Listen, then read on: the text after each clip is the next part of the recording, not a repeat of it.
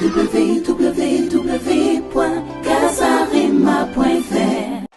Vous êtes des consommateurs de la perfection alors que vous-même vous n'êtes pas parfait. Qui est parfait ici? Qui se tienne debout s'il est parfait. Tu veux que Dieu te manifeste sa grâce dans ta vie malgré tes imperfections. Mais quand il y a une imperfection dans un homme de Dieu, tu le jettes à la poubelle. Lorsque tu sers Dieu et ton désir c'est la foule, c'est le succès des hommes. Parce que, bien aimé, ça fait plaisir d'être accepté et reconnu. Mais il ne faut jamais oublier que tu es un serviteur. Alors qu'est-ce qui arrive?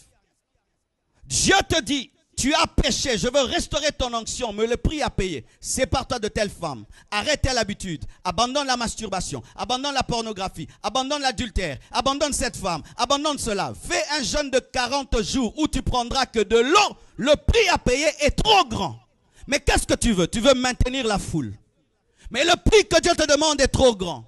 Qu'est-ce que tu fais? Tu vas auprès du diable, afin qu'il continue à faire ce que Dieu faisait, afin que tu gardes la foule. C'est pourquoi il ne faut jamais être esclave de la foule, mais être esclave de Dieu.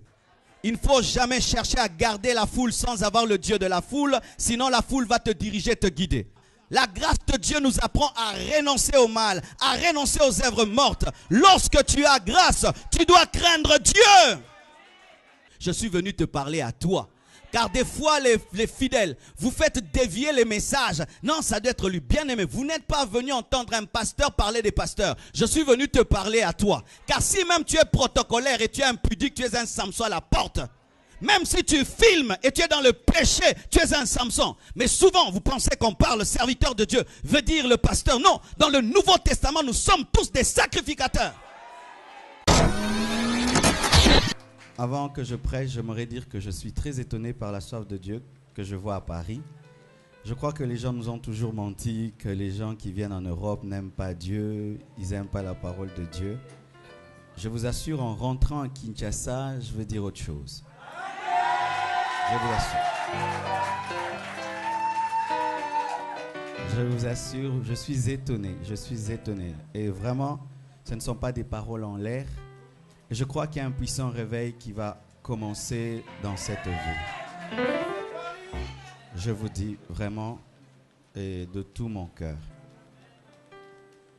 Aujourd'hui, je veux répondre à 5 questions. Est-ce qu'un impudique peut manifester la puissance de Dieu? 2. Est-ce que quand un impudique manifeste la puissance, c'est toujours la magie ou l'onction de Dieu? 3e question. Est-ce que je peux laisser un impudique qui a l'onction m'imposer les mains? 4e question. Pourquoi est-ce que Dieu n'arrache pas son onction à un impudique? 5e question. Quelle sera la fin d'un impudique qui manifeste l'onction? Amen. Prions le Seigneur. Seigneur Dieu de gloire, je demande la force, je demande l'onction pour dire ces choses. Je demande la puissance de l'Esprit. Saint-Esprit, aide-moi encore aujourd'hui. Que toute la gloire revienne à Jésus-Christ seul. Que les écailles tombent des yeux au nom de Jésus-Christ. Amen. Nous sommes debout pour lire la parole de Dieu. Nous allons lire Juge 13, versets 1 à 5.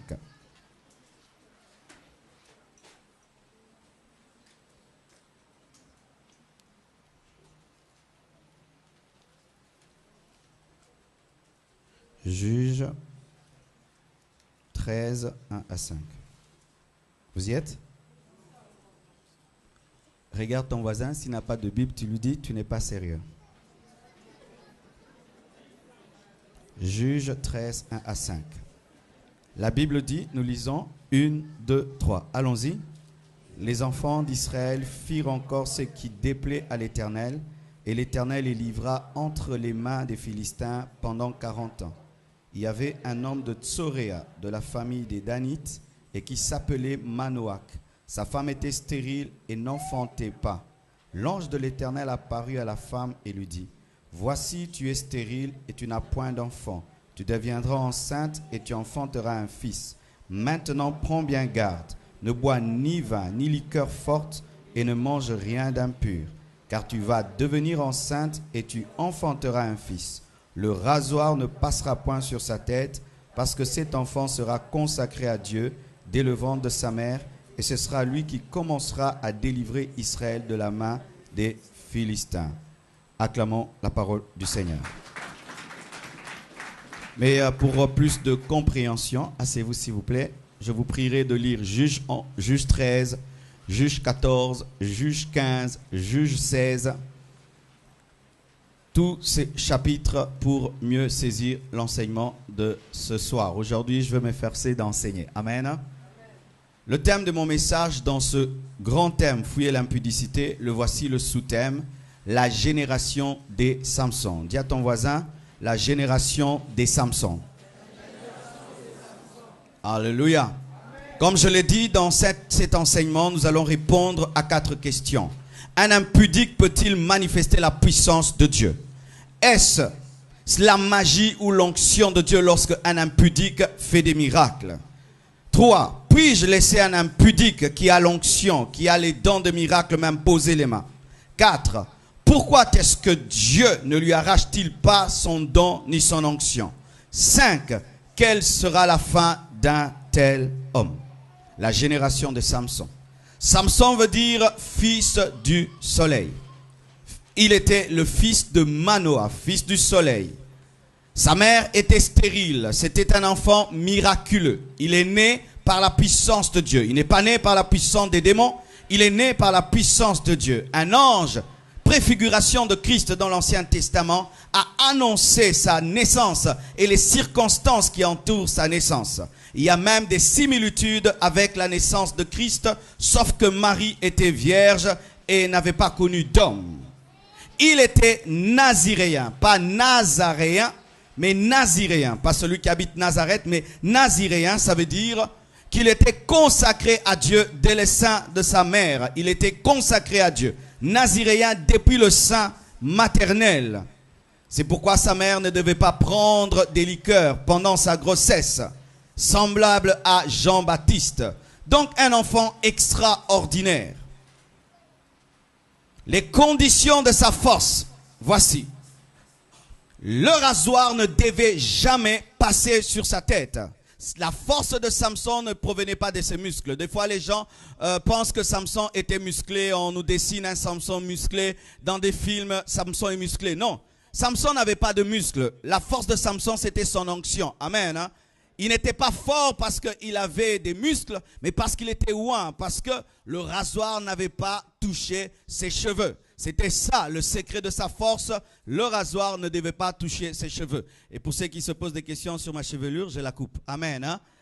Peut-être qu'il y a un truc qu'il ne coupe jamais. Je coupe. Amen. Avant que je vienne, Blanche m'a coupé les cheveux et elle me les a arrangés. J'ai une coiffeuse à domicile. Gratis. Amen. J'aime donner aux gens l'envie de se marier. Parlons du caractère de Samson. Pourquoi? Parce que l'onction sans le caractère est un désastre. Dis à ton voisin, l'onction sans le caractère est un désastre. Oui, prophétiser sans le caractère, c'est un désastre. Faire des miracles sans caractère, c'est un désastre. Prêcher sans le caractère est un désastre. C'est pourquoi j'aimerais que nous puissions étudier le caractère de Samson. Première chose, il n'avait aucun respect pour la loi de Dieu. Il avait l'onction, certes, mais il n'avait aucun respect pour la loi de Dieu. Pourquoi? Parce qu'il avait touché un cadavre. Pire, le cadavre d'un animal. Un naziréen ne devait jamais toucher un cadavre, même un homme. Mais lui est allé plus loin. Il a touché le cadavre d'un animal, d'un lion. Les gens disent que non, il a déchiré le lion, il a fait sortir le miel comme si c'était une bonne chose. Non, ce n'était pas une bonne chose parce qu'un naziréen ne touche pas de cadavre. C'était un péché. Mais Jordan nous dit que quand tu prêches, tu donnes une révélation, tu as déchiré le lion, tu as fait sortir le miel. Ce n'est pas le bon contexte. Amen. Il avait péché contre la loi de Dieu en tuant, plutôt en touchant à un cadavre et en prenant le miel qui se trouve dans ce cadavre. C'est pourquoi lorsque ses parents lui ont posé la question lui disant « D'où vient ce miel ?» Il n'a pas dit parce qu'il savait que ses parents allaient lui dire « Tu es naziréen, comment est-ce que tu as touché un cadavre ?» Donc, il n'avait aucun respect pour la parole de Dieu. Deuxièmement, c'était un cachotier. Il apporte à ses parents du miel, mais il ne parle pas de l'origine de ce miel. C'était un homme qui avait l'onction, mais qui était menteur. C'était un homme qui avait l'onction, mais qui ne craignait pas Dieu. Troisièmement, il ne savait pas résister à la séduction des femmes, même si sa vie en dépendait. Il avait l'onction, mais il ne pouvait pas résister aux femmes, même s'il sent que sa vie en dépend. Lorsqu'il était en train de révéler le secret de sa force à Delilah, il savait que cela allait toucher à sa vie, mais il a fait quand même, mais il avait l'onction. Les Samsons sont des gens qui ont l'onction et la puissance de Dieu, mais qui ne savent pas résister devant les femmes. Il est un bon prédicateur, mais il est aussi un bon tombeur. Il donne des tekites, mais on lui donne aussi des tekites. Alléluia. Et encore une chose, il était envoûtable et domptable. Lui qui avait la puissance de déchirer un lion, de tuer 1000 soldats philistins avec une mâchoire d'âne, une petite femme l'endort sur ce cuisse, lui chante des berceuses et il dort. Il a l'onction, il a la puissance, mais on peut aussi le dompter et l'envoûter. Il peut chasser les démons, mais on peut aussi l'envoûter. C'est ça la génération des Samson. Tu le vois fort en public, mais dans le secret, on l'appelle Gélor. C'est un homme sans secret ni principe. Dieu lui dit que le rasoir ne touchera jamais tes cheveux. Et la femme d'Élila vient vers lui afin de demander qu'il puisse lui révéler sa force. À force que cette femme insiste, il finit par le révéler. Un homme sans principe, mais il a l'onction, mais il n'a pas de principe. Il a l'onction, mais son nom peut se transformer en oui. Et quelque chose dans la vie de Samson. Pour ceux qui ne le savent pas, Samson n'a jamais utilisé l'onction et la puissance que Dieu lui avait donnée pour son but. Le but de l'onction dans la vie de Samson était de libérer Israël. Mais vous allez lire dans la parole de Dieu, que ce soit dans Juge 4, Juge 15, Juge 16, toutes les fois que Samson a utilisé l'onction, c'était pour ses besoins égoïstes. Première fois, Juge 14, 19, pour payer sa dette. Juge 15, 4 à 5, pour se venger de son beau-père. Juge 15, 6 à 8, pour venger le meurtre de sa femme. Juge 16, 28, même sa dernière prière a été une prière égoïste. Samson a dit pour mes yeux. Un Samson, c'est quelqu'un qui utilise l'onction pour avoir l'argent. Il utilise l'onction pour lui.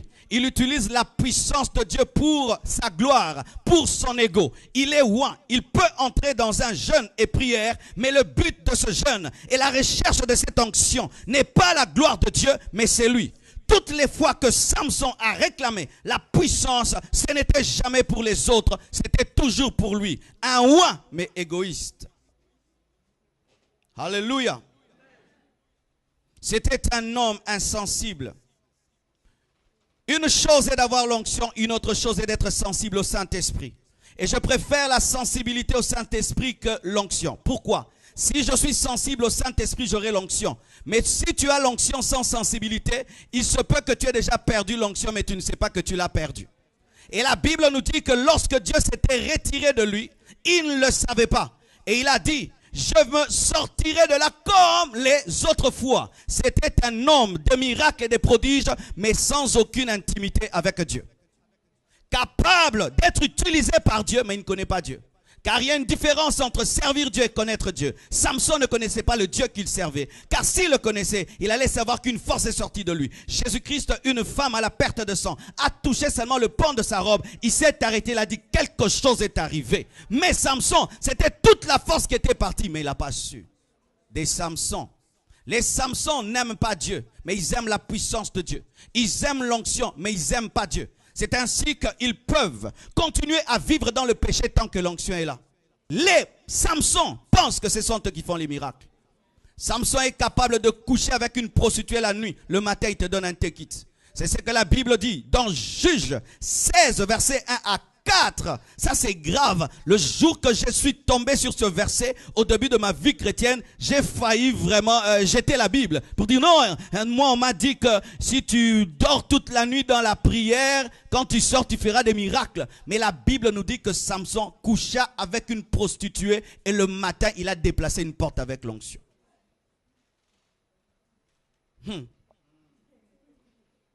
Bien-aimés frères et sœurs, la manifestation de la puissance de Dieu n'est pas toujours le signe que quelqu'un dormit avec Dieu.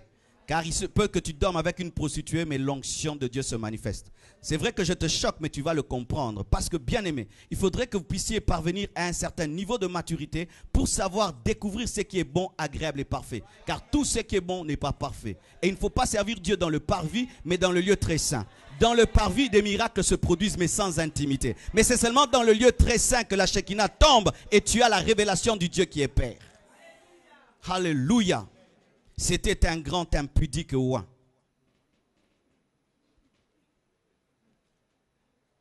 Qu'est-ce que la génération des Samson? Dis à ton voisin.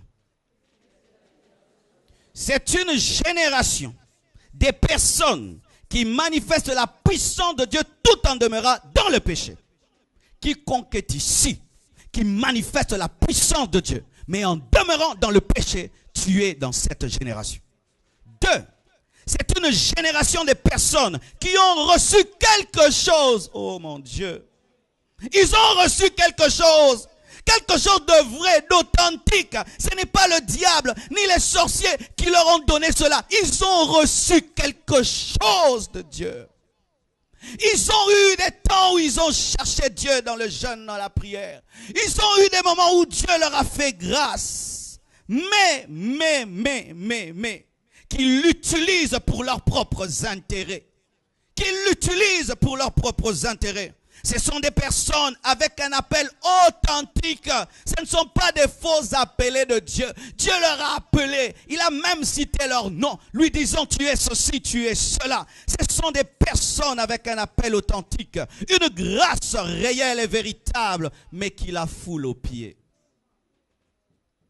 Ou des fois tu as envie de lui arracher le don de Dieu, dire Seigneur donne-moi ça. Un jour quand je me suis converti, je chantais dans une chorale et j'avais une très très mauvaise voix. Je crois que je chantais la voix corbeau. Et bien aimé, je chantais très mal. Mais dans la chorale, il y avait des jeunes filles qui chantaient parfaitement, mais des impudiques comme pas possible. Mais moi qui craignais Dieu, un corbeau. Elles qui sont des impudiques, des colombes. Et un jour j'ai dit à Dieu, tu ne peux pas leur ravir cette voix-là et me la donner à moi. Et Dieu m'a dit, non, tu n'as pas besoin que je ravisse leur voix. Cherche-moi et je veux ouvrir ta voix. Et aujourd'hui, je compose. Bien-aimés frères et sœurs, des fois, les gens qui ont la grâce ne comprennent pas qu'ils ont la grâce. Quelqu'un d'autre pour avoir les visions que tu as, il doit jeûner 40 jours. Mais toi, tu regardes seulement, tu vois, tu entends, tu touches quelqu'un guéri. Tu parles, ça arrive. Et tu penses que c'est normal. Ce n'est pas normal. C'est extraordinaire. Ce sont des personnes qui ont la puissance de l'agneau, mais avec le caractère du dragon.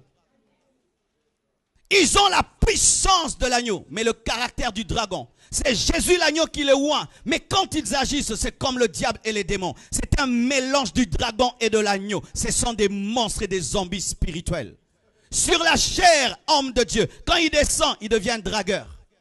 Sur la chair, un bon daddy, quand il descend, il dit, appelle-moi Junior. Quand elle chante à la chorale, c'est un ange. Mais quand tu la rencontres dans le quartier, c'est un démon. Des personnes qui ont à la fois le divin et le satanique. Ce sont des personnes qui font des miracles, mais après avoir péché. Et il y a certains ici qui pensent que le sang de Jésus-Christ est une douche. Disons que là où il y a le péché, la grâce de Dieu surabonde. Là où le péché abonde, la grâce de Dieu surabonde. Mais la Bible dit aussi, pécherons-nous pour que la grâce surabonde? Loin de là. La grâce de Dieu nous apprend à renoncer au mal, à renoncer aux œuvres mortes. Lorsque tu as grâce, tu dois craindre Dieu. Mais ce sont des personnes qui font des miracles après avoir péché au nom de la surabondance de la grâce. Samson, ça peut être toi, ça peut être moi. Chaque fois que tu as eu l'onction, mais tu as vécu dans le péché, même pendant une semaine, tu es entré dans cette génération-là. Car la plupart des temps, quand je donne de tels messages, il y a des gens qui disent, ça doit être tel pasteur. Je ne suis pas venu parler d'un pasteur. D'ailleurs, je n'en connais pas beaucoup. Je suis venu te parler à toi. Car des fois, les fidèles, vous faites dévier les messages. Non, ça doit être lui. Bien aimé, vous n'êtes pas venu entendre un pasteur parler des pasteurs. Je suis venu te parler à toi. Car si même tu es protocolaire et tu es impudique, tu es un Samson à la porte. Même si tu filmes et tu es dans le péché, tu es un Samson. Mais souvent, vous pensez qu'on parle serviteur de Dieu, veut dire le pasteur. Non, dans le Nouveau Testament, nous sommes tous des sacrificateurs. Lorsque tu es intercesseur dans l'église et tu es dans le péché, tu es un Samson. Je ne parle pas que des prédicateurs. Alléluia. Car ce n'est pas parce que tu dis à l'autre qui n'est pas lavé que tu es propre. Alléluia. Bien-aimés frères et sœurs, ce sont des personnes consacrées à Dieu, c'est-à-dire données à Dieu, mais sans sanctification. Voilà maintenant que je vais répondre à quelques questions.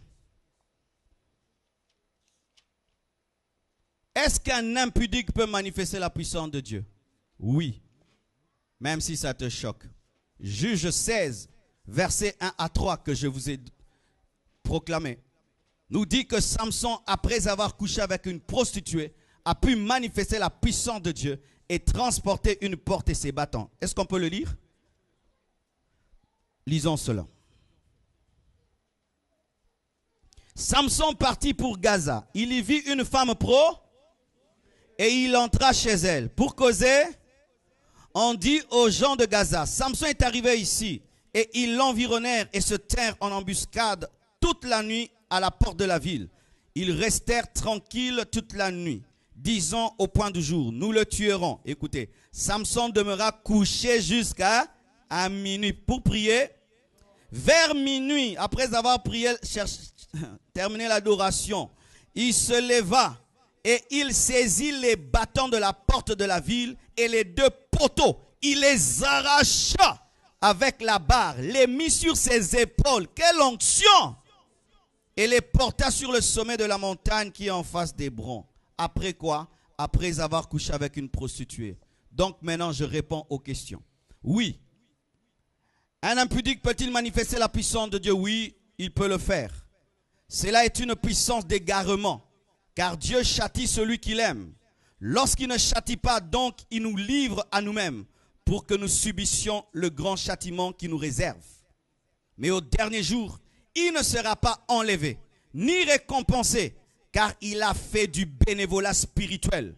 Dieu ne le connaît pas, même s'il travaille pour lui. C'est un escalier, c'est un panneau publicitaire qui n'entre jamais dans le restaurant. La Bible dit dans Matthieu 7, verset 21, en ce jour-là, plusieurs diront, nous avons fait des miracles en ton nom, pas au nom du diable. Nous avons prophétisé en ton nom. Mais il dira, je ne vous ai jamais connu. Bien-aimé, l'onction dans ta vie n'est pas le signe que tu marches avec Dieu.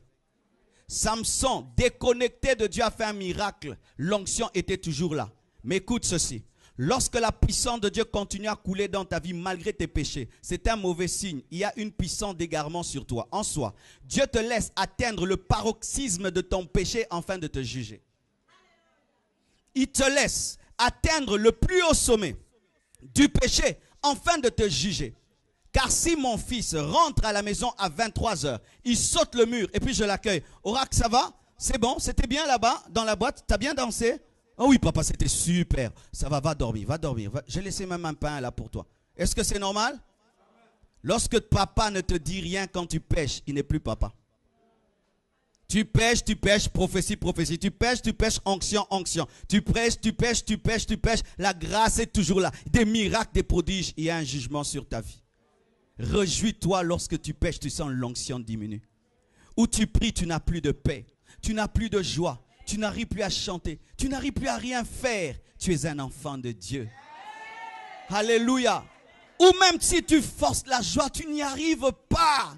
Tu as encore un bon cœur, un cœur qui est sensible. Mais un cœur insensible qui peut continuer à avoir la joie malgré le péché est un mauvais cœur qui va te conduire en enfer. Garde ce bon cœur que tu as qui peut te condamner et te dire arrête cela et qui peut même dans un miracle te reprocher. Ça c'est un bon cœur. Bien-aimés frères, sœurs, si depuis que tu as péché, les miracles et les prodiges ne sont plus, Dieu t'aime beaucoup. Ne dis pas qu'il ne t'aime pas. Il t'aime. Pourquoi? Il aimerait que tu entres au ciel. Lorsque les disciples sont venus dire à Jésus, les démons même nous sont soumis. Qu'est-ce qu'il leur a dit? Ne vous réjouissez pas de ce que les démons vous soient soumis. Moi, j'ai vu plus que cela. Le diable tombait du ciel sur la terre comme un éclair. Mais réjouissez-vous de ce que vos noms soient inscrits dans le livre de vie. Le bonheur dans la vie chrétienne, ce n'est pas d'être un instrument de Dieu, c'est d'être une épouse de Jésus-Christ.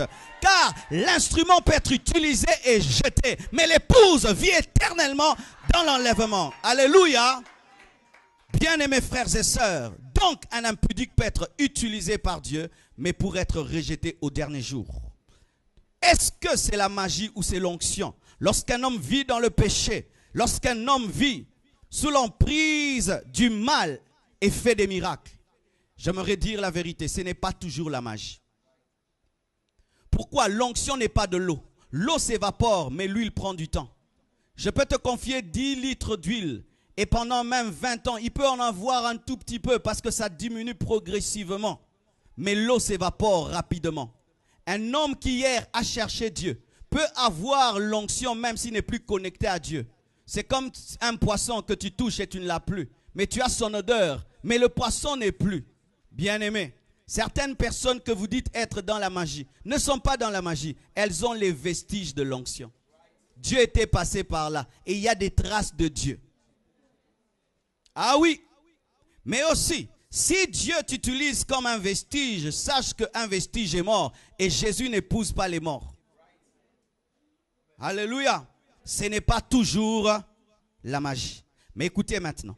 La Bible nous dit que lorsque l'Esprit de Dieu, l'onction de Dieu a quitté Saoul dans 1 Samuel 16, 14 à 15, il a été remplacé par un démon. Voici. Lorsqu'un homme a servi Dieu dans la puissance de Dieu et dans la sainteté, s'il abandonne Dieu, l'onction de Dieu va commencer à diminuer dans sa vie mais ne va pas partir directement. Et s'il ne se répand pas, cette onction va totalement disparaître et Satan peut la remplacer par une fausse onction pour que vous croyez que c'est toujours Dieu alors que c'est le diable qui a remplacé. Car le oint n'est pas seulement oint pour guérir les autres, il est oint pour être protégé. Dieu te oint pour te protéger des puissances des ténèbres. Et si tu perds ton onction, tu perds ta protection et le diable peut remplacer cette onction par son onction. Une onction qui se manifeste et qui grandit même quand tu pêches. Au plus tu commets des abominations, plus il y a des miracles. Oui, car le diable se nourrit du péché. Si tu sens dans ta vie, plus tu pêches, plus Dieu t'utilise. Il se peut qu'il y ait une puissance de ténèbres qui a commencé à opérer dans ta vie. Car la Bible nous dit que les faux prophètes seront capables même d'invoquer le feu et de le faire tomber de la terre sur du ciel sur la terre. Écoutez ceci encore. Lorsque tu sers Dieu, et ton désir c'est la foule, c'est le succès des hommes. Parce que, bien aimé, ça fait plaisir d'être accepté et reconnu. Mais il ne faut jamais oublier que tu es un serviteur. Alors qu'est-ce qui arrive? Dieu te dit, tu as péché, je veux restaurer ton onction, mais le prix à payer. Sépare-toi de telle femme, arrête telle habitude, abandonne la masturbation, abandonne la pornographie, abandonne l'adultère, abandonne cette femme, abandonne cela. Fais un jeûne de 40 jours où tu prendras que de l'eau. Le prix à payer est trop grand. Mais qu'est-ce que tu veux? Tu veux maintenir la foule. Mais le prix que Dieu te demande est trop grand. Qu'est-ce que tu fais? Tu vas auprès du diable, afin qu'il continue à faire ce que Dieu faisait, afin que tu gardes la foule. C'est pourquoi il ne faut jamais être esclave de la foule, mais être esclave de Dieu. Il ne faut jamais chercher à garder la foule sans avoir le Dieu de la foule, sinon la foule va te diriger, te guider. C'est ce qui est arrivé à Aaron. Aaron a eu peur de la foule et il a donné le veau d'or. Mais Moïse n'avait pas peur de la foule. Il pouvait la juger et garder un seul disciple, Josué. Alléluia. Est-ce que vous comprenez ce que je dis? Une autre chose. Est-ce que je peux laisser un impudique m'imposer les mains? Oui? Non? Non? Oui? Lisons Lévitique 16, versets 20 à 22.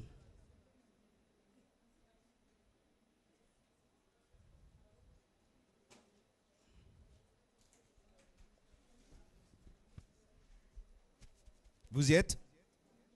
La Bible dit ceci. Lorsqu'il aura achevé de faire l'expiation pour le sanctuaire, Pour la tente d'assignation et pour l'autel, il fera approcher le bouc vivant.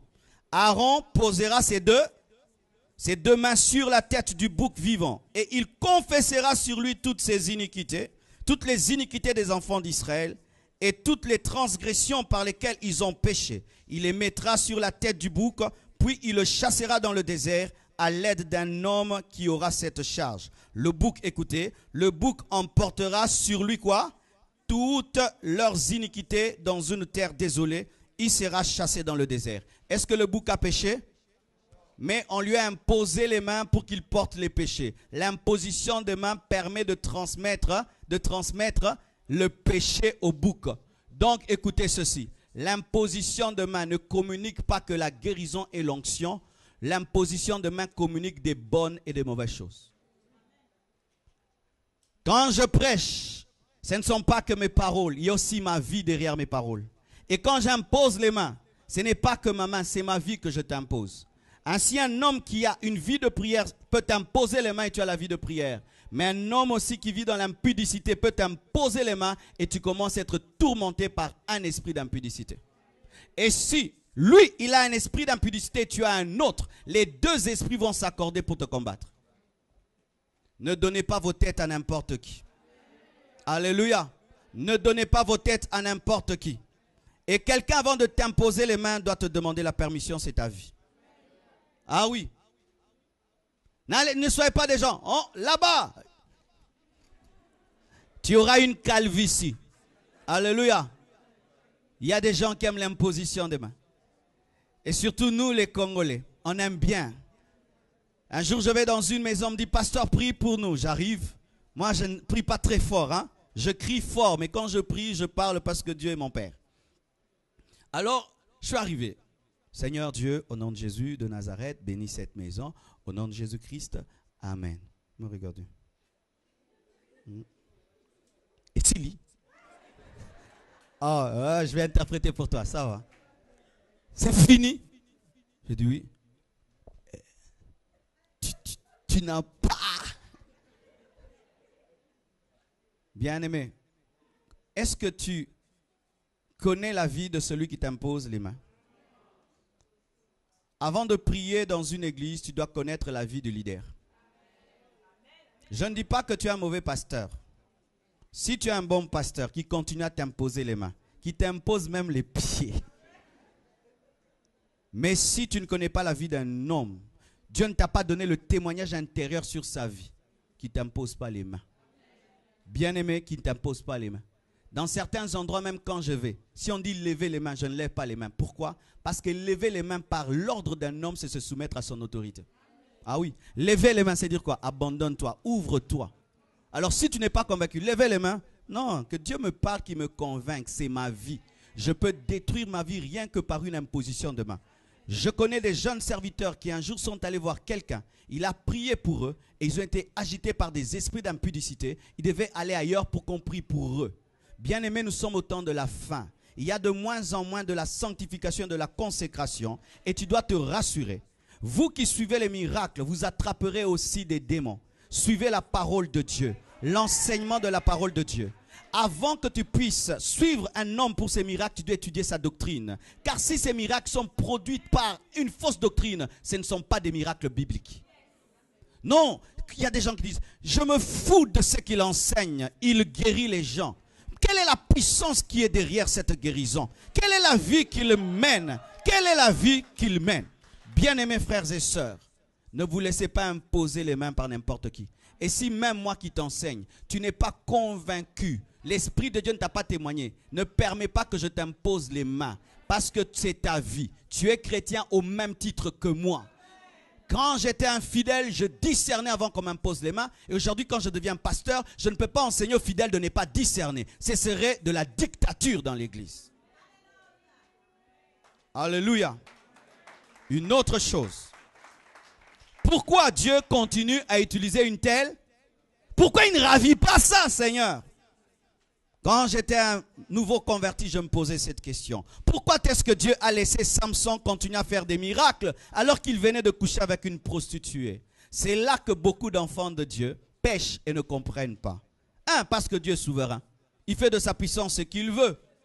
Est-ce que quand ton enfant fait le mal directement, tu le mets en prison? Tu le préviens. Attention, Gaylor, attention, Gaylor, attention, Gaylor. Et peut-être que Dieu est en train de dire attention à son serviteur, mais toi tu es en train de dire que Dieu l'a rejeté. Fais attention de dire rejeter lorsque c'est attention.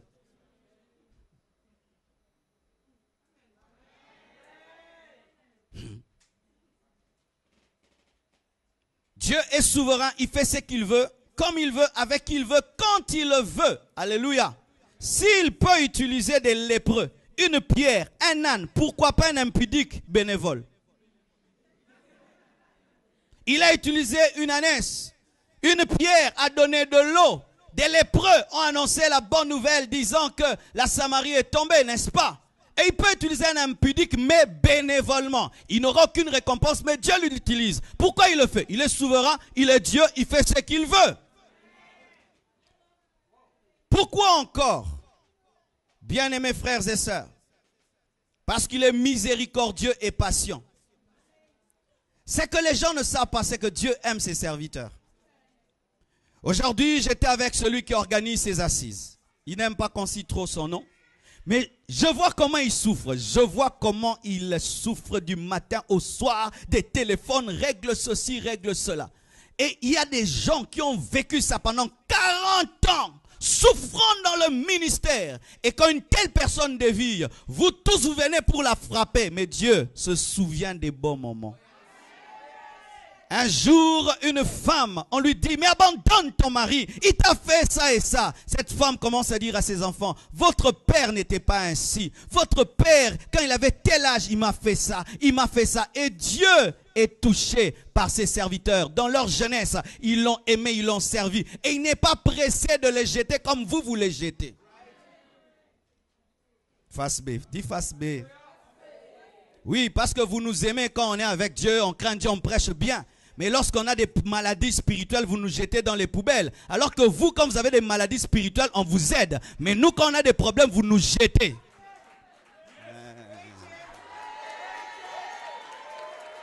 Pasteur, je suis tombé. Que Dieu te fortifie. Réponds-toi. Dieu va t'aider. Mais quand l'homme de Dieu tombe, ce n'est plus un homme de Dieu. Dieu l'a abandonné. 666, méchant que vous êtes, mauvais que vous êtes, mauvais que vous êtes. Le serviteur, c'est aussi un frère en Christ comme vous. Oui, nous sommes aussi des frères en Christ comme vous.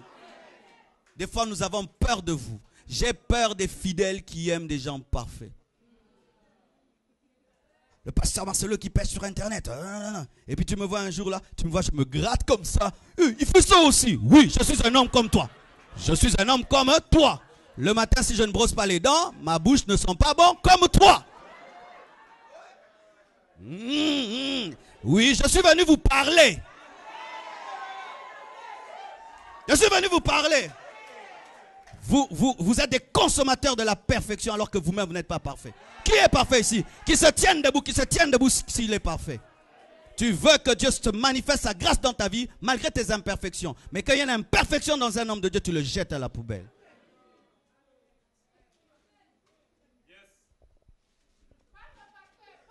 Amen, maman, je vais parler. Alléluia. Parce qu'il est patient, il est miséricordieux. Miséricordieux. Il attend que la personne se répande et revienne à lui. Vous priez Dieu, tue-le. Mais Dieu dit non, je l'aime aussi. Un jour, je suis entré en retraite. Bien aimé. Je disais, Seigneur, cet homme de Dieu-là, il fait la honte de l'église. Cet homme-là, il fait la honte de l'église. Tu ne peux même pas le prendre. Et puis Dieu m'a dit, je l'aime. Je l'aime comme je t'aime. Lui, d'ailleurs, il m'a servi mieux que toi. Lui, quand il était jeune, il te dépassait. Lui, quand ceci, quand cela. Bien aimé, j'ai commencé à pleurer. Parce que Dieu est un amoureux. Toi, tu as ton fiancé. Il t'a tabassé en cours de route. Jusque-là. Mais n'est-ce pas qu'on dit, abandonne-le. C'est un bon garçon quand même. Mais Dieu aussi, c'est pourquoi il n'abandonne pas rapidement ses serviteurs. Oui, vous devez le savoir. Même si ça ne vous plaît pas, Dieu est amour. Il est patient, il est miséricordieux. Imagine que Dieu ait tué David le jour qu'il a commis l'adultère avec Bathsheba. Est-ce que Salomon allait construire le temple? T'as pas aimé ça, c'est la Bible. Les jugements de Dieu sont bibliques et la miséricorde de Dieu est aussi biblique. Pourquoi Dieu continue à le faire? Parce qu'il est patient. Il attend. Pour cette leçon que tu viens de comprendre cette année, ça t'a pris combien d'années? 10 ans. Pour comprendre 10 ans, Dieu était patient avec toi. Et Dieu s'est patient avec lui. Pourquoi? Il ne veut pas qu'il aille en enfer. Parce que s'il va en enfer, il le perd éternellement. Tu ne comprendras jamais l'amour de Dieu quand tu as un cœur méchant. Alléluia. Une autre chose. Il espère que sa bonté va l'amener à la repentance. Comment? Je ne sais pas si ça t'est déjà arrivé. Un jour, tu te fâches, tu ne pries pas, et puis quelqu'un vient, il dit, prie pour moi. Tu pries, il est guéri. Oh, tu dis, tu es guéri. Mais toi-même, tu dis, mais je n'étais pas vraiment dans les dimensions. Tu dis, Seigneur, pardonne-moi. Je te reviens à toi. Dieu, des fois, ramène ses serviteurs par sa bonté. Certains les ramènent en les punissant, mais d'autres en les aimant. Car il y a deux catégories de personnes. Certaines personnes entendent le langage du jugement. Dieu le frappe et il revient. Mais d'autres, c'est quand Dieu continue à l'aimer, malgré qu'il n'aime pas Dieu, il se répand. Certains ici se sont repentis parce qu'ils ont peur d'aller en enfer. D'autres, c'est l'amour de Dieu qui les a touchés. Comment est-ce que Jésus est mort pour moi malgré que j'étais un pécheur? Je me convertis. Mais d'autres, on leur dit, attention, tu iras en enfer, c'est quand ils se convertissent. Et certains serviteurs, Dieu continue à les utiliser. Non pas parce que Dieu est faible, pour leur dire, je t'aime, arrête. Bien-aimé, sache aussi. Quand Dieu t'aime trop, il te jugera grandement. Car la Bible dit, celui à qui on aura beaucoup donné, on lui demandera beaucoup. Alors lorsque tu vis dans le péché et Dieu continue à manifester sa grâce, mais tu meurs dans le péché, ton jugement sera grand. Pourquoi? Dieu a patienté. Alléluia. Une autre chose.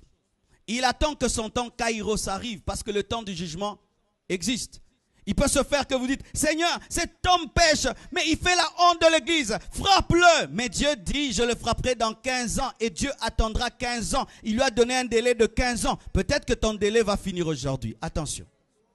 Il se peut que cette prédication soit le dernier jour de l'avertissement de Dieu. Aujourd'hui. Il se peut qu'aujourd'hui Dieu a dit, j'ai trop patienté. Si aujourd'hui tu ne changes pas, je vais te frapper. Mais sachez que le temps de Dieu aussi existe. Pourquoi encore? Parce que son nom est cité. Imagine que je suis un homme fort. Je suis en train de passer quelque part et je vois qu'on est en train de tabasser un garçon. Et le garçon crie mon nom. Pasteur, fais quelque chose. Même si je ne le connais pas. Comme il a cité mon nom. Et il y a des gens comme ça. Pourquoi est-ce que Dieu les utilise? Parce qu'elles disent, Jésus va te guérir, Jésus va te délivrer. Et Dieu passait par là, il n'était pas concerné. Il entend dans cette croisade, Jésus, il vient quand même, il guérit, après il s'en va. Dieu des fois agit dans des hommes parce qu'il cite seulement son nom. Il n'agit pas pour toi, pas parce que c'est un amour approbatif, mais parce que seulement il veut honorer son nom. Pour sa propre gloire, pas pour toi. Et tu peux te glorifier de cela alors qu'il n'agit que pour lui. Car Dieu, des fois, agit pour confirmer que tu es son serviteur et confirmer qu'il est puissant. Mais des fois, il n'agit pas pour confirmer que tu es son serviteur. Confirmer seulement qu'il est Dieu. Alléluia. Parce que son nom est cité et aussi parce que la personne est devenue une adresse de Dieu. Les gens quittent leur maison avec la foi. Le sacrificateur Élie était déconnecté de Dieu, mais Anne était connectée à Dieu et Anne l'a reconnecté à Dieu. C'est comme si tu vas dans une maison, tu trouves un téléphone qui ne fonctionne plus, mais tu as besoin d'appeler urgemment. Tu le branches, tu l'utilises et puis tu le déconnectes. Car des fois, le miracle sort de l'homme de Dieu et touche la personne, mais des fois, c'est la personne qui te communique l'onction pour que tu lui rendes cela. Tu peux être allé dans un endroit, tu n'as pas Dieu, mais les gens croient que si tu pries, Dieu fera des miracles. Il fait des miracles. Mais toi, Dieu n'est pas avec toi. C'est pourquoi ne présentez pas les miracles comme étant un certificat de sainteté. C'est la grâce de Dieu. Et on ne sait pas pourquoi il les fait. Alléluia. Pour moi, un vrai serviteur de Dieu, c'est d'abord son caractère. Lorsqu'il ressemble à Jésus-Christ. Parce que ressembler à Christ, il faut travailler le caractère. Mais faire les miracles, maintenant même, Jésus peut donner l'onction à un bébé. Mais un bébé, pour qu'il ait la douceur et la maîtrise de soi, il faut qu'il prenne des années. Alléluia. Écoutez ceci. Quelle sera la fin d'une personne qui est utilisée par Dieu mais qui vit dans le péché? Voici deux choses. Si cette personne continue, elle va finir en enfer. Je sais que la plupart d'entre vous allez à l'église. Et vous ne pouvez pas venir ici, assoiffé comme vous êtes, sans une grande connaissance de la parole. C'est sûr que vous servez Dieu. Mais j'aimerais vous dire ceci. Si à votre service pour Dieu, vous n'ajoutez pas la sainteté, la consécration, vous serez jugé plus que les fidèles, même plus que les païens. Lorsque un homme sert Dieu dans le péché, dans l'impudicité, qu'est-ce qui va lui arriver? Son service se retourne contre lui. C'est ainsi que Jésus-Christ dit à certaines villes, si les miracles qui étaient faits au milieu de vous étaient faits à Sodome et Gomorrhe, ils auraient pris le sac et la cendre et se seraient repentis. Lorsque tu t'habitues à la main de Dieu, à la puissance de Dieu, et cela endurcit ton cœur, bien-aimé, cela va amener un grand jugement dans ta vie. Bien-aimés frères et sœurs, voici le conseil que je donne à toutes les personnes qui servent Dieu, mais qui le servent dans le péché. Faites un break. Faites un break. Vous voyez là, par exemple, ces derniers temps, je ne vois pas ma femme. Quand je vais rentrer, je vais trop l'aimer. J'ai fait un break. C'est ça aussi. Quand tu es tout le temps en train de servir Dieu, tu vas croire que tu le sers par ta force et par habitude. Mais quand tu fais un break, tu vois les choses de loin, tu vas mieux faire les choses. Faites un break. Va voir ton pasteur, dis, pasteur, j'ai besoin d'une retraite d'une semaine. Pourquoi? Je veux chercher Dieu. Et tu ne vas pas dans cette retraite pour demander le mariage ou les papiers, mais tu vas pour dire à Dieu, restaure-moi, renouvelle-moi. Il te parlera, il te changera, il te transformera. La plupart des temps, nous sommes comme Marthe qui fuit les pieds sales de Jésus-Christ et sa bouche dans l'odeur de la cuisine. Marthe a fui l'intimité, la communion avec Christ ou en servant Christ. Car des fois, servir Dieu peut t'empêcher d'aimer Dieu. Mais Marie était à ses pieds l'aimant, mais elle servait sans aimer. Des fois, tu dois arrêter de servir Dieu ou tu te tiens devant lui comme un adorateur. C'est quand tu vas te rendre compte que tu as cessé de l'aimer car tu n'arrives plus à adorer. Bien aimé, c'est facile de prêcher. Ça fait bien, non? Je parle, vous dites amen. Ouais. Mais m'agenouiller. Jésus, je t'aime 1 heure. Jésus, je t'aime 2 heures. 3 heures, 5 heures. Il faut l'aimer. Écoutez ceci. J'aimerais parler à toutes ces personnes qui ont perdu leur chevelure. Parce que tu as péché, Dalila t'a coupé les cheveux. Depuis que tu as péché, tu sens que ta chevelure est partie.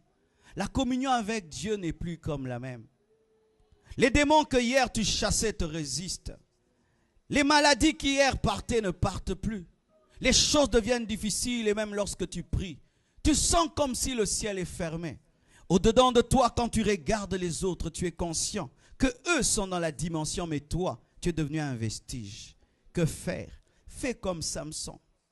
Répands-toi dans ton cœur et une autre chevelure va venir. Car ce que j'aime dans la chevelure de Samson, c'est que son onction n'était pas dans ses pieds. Car si on te coupe les pieds ne repoussent pas. Mais c'était dans quelque chose qu'on peut couper et qui peut repousser. Car si on te coupe les cheveux, tu n'es pas chauve, tu es seulement rasé. Et si tu reviens vers Dieu, il va te donner une seconde chevelure qui pourra tuer Delilah. La première chevelure n'a pas tué Delilah, mais la seconde a tué Delilah. Il est possible que Dieu te restaure. Je dis, il est possible que Dieu te restaure. Je dis, il est possible que Dieu te restaure. Je dis, il est possible que Dieu te restaure. Il est possible que Dieu te restaure. Et même si on a crevé tes yeux, il peut te prêter un jeune garçon qui pourra être tes yeux. Et si même tu as perdu de choses, Dieu peut mettre à côté de toi des personnes qui vont t'aider à atteindre ta vision. C'est possible d'être restauré. Tant qu'il y a la vie, il y a de l'espoir. J'aime l'histoire de Catherine Kuhlman. Jusqu'à l'âge de 50 ans, elle s'était opposée à la volonté de Dieu. Elle vivait avec un mari d'autrui. Elle vivait dans le péché. Et l'onction a diminué dans sa vie. Mais à l'âge de 50 ans, alors qu'elle piquait une crise de dépression et que se posait des questions sur sa vie et son ministère, elle est arrivée quelque part. Elle avait un panneau et il est écrit stop. Quand elle a lu le panneau, l'Esprit de Dieu lui dit, arrête-toi. Aujourd'hui, tu vas choisir entre moi et cet homme. Elle dit dans son livre qu'elle aimait cet homme plus que Dieu. Mais elle mourait en elle-même, son ministère mourait. Mais ce jour-là, elle a abandonné cet homme en pleurant. Et Dieu a oint les 9 dernières années de sa vie. Une onction extraordinaire dans une vieille dame. Ce n'est pas encore fini. Le diable a remporté quelques rounds, mais on n'a pas encore sonné le gong. Il est possible que tu puisses te relever et que tu puisses dire c'est fini. J'arrête de servir Dieu dans les aventures et dans le péché. Je mets ma vie en règle avec Dieu. Je te dis c'est possible. C'est possible. Il y a des hommes qui hier ont servi Dieu dans le péché, mais aujourd'hui vivent dans la pureté de la sainteté. Dieu n'a pas de préféré. Il peut le faire dans ta vie. Que Dieu te donne une seconde chevelure. Que Dieu t'accorde une seconde chevelure. Qui t'accorde un nouveau départ. Un nouveau départ. Alors que cette femme a été jetée aux pieds de Jésus-Christ. Et tout le monde disait adultère, adultère, adultère. Elle doit mourir. Jésus-Christ a dit celui qui n'a jamais péché, qu'il lève son premier doigt. Tous se sont retrouvés dans le péché car ils disaient, moi on ne m'a pas attrapé mais je l'ai fait aussi. Mais le seul qui avait le droit de punir cette femme, c'était celui qui n'avait jamais péché, Jésus. Mais celui qui pouvait juger n'a pas jeté la pierre. Il a offert sa vie à la croix afin d'effacer le péché de cette femme. Il lui a dit, va et ne pêche pas. Je te dis aussi, va et ne pêche plus. Que Dieu vous bénisse abondamment.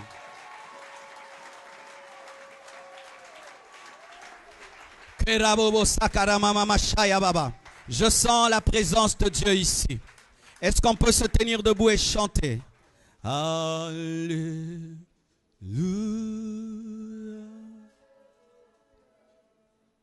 Ah. Yes. Ah.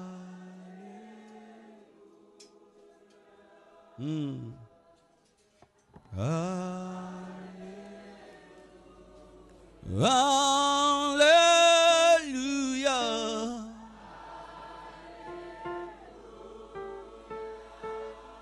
Alléluia.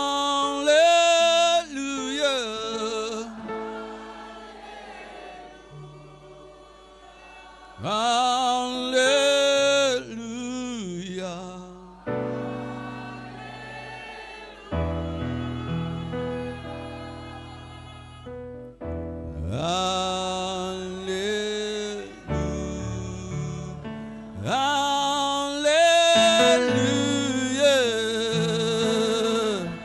Rabazakatama libro boboshaya. Alléluia. Iragama zabraba kozebre goshira baba. Alléluia.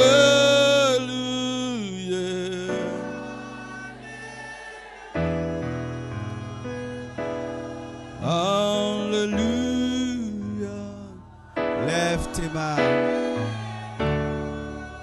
Commence à prier.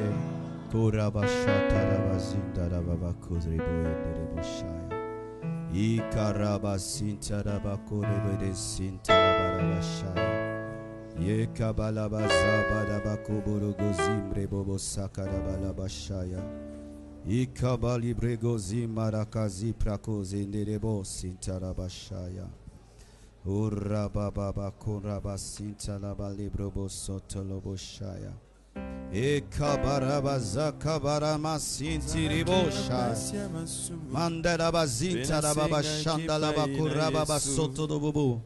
Ne chantez pas s'il vous plaît. Rebobobo soto dobo. Je vais seulement le chanter. Alléluia. Rababa sinta rababa kurabazinta laba.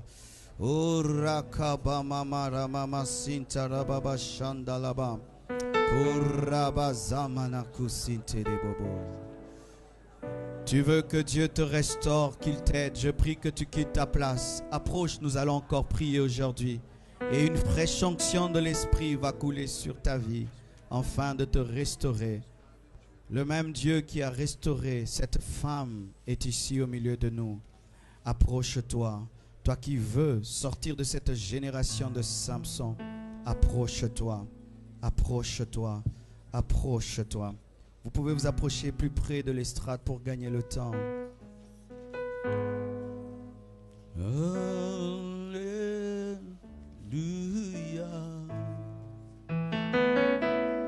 Alléluia.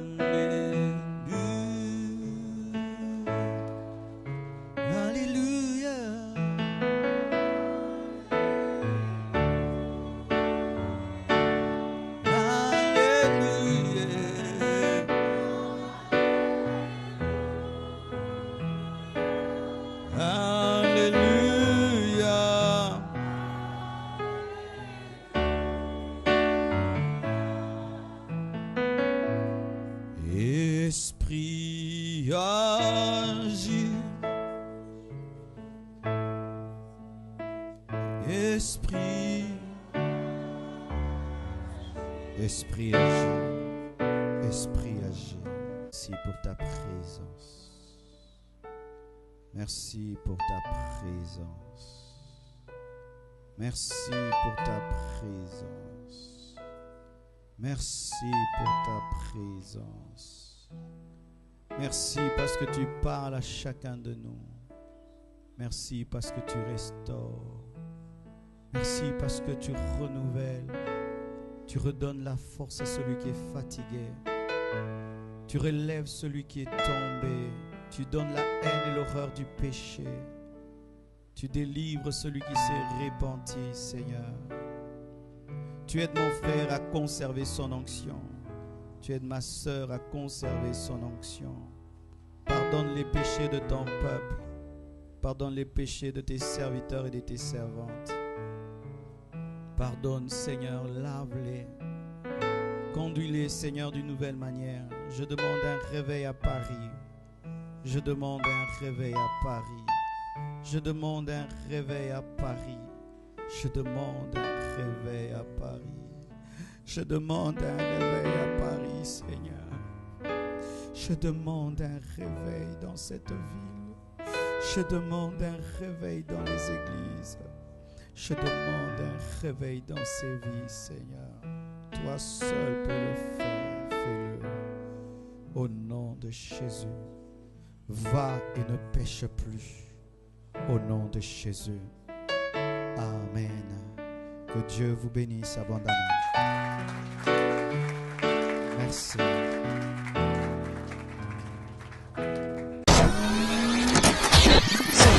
www.casarema.fr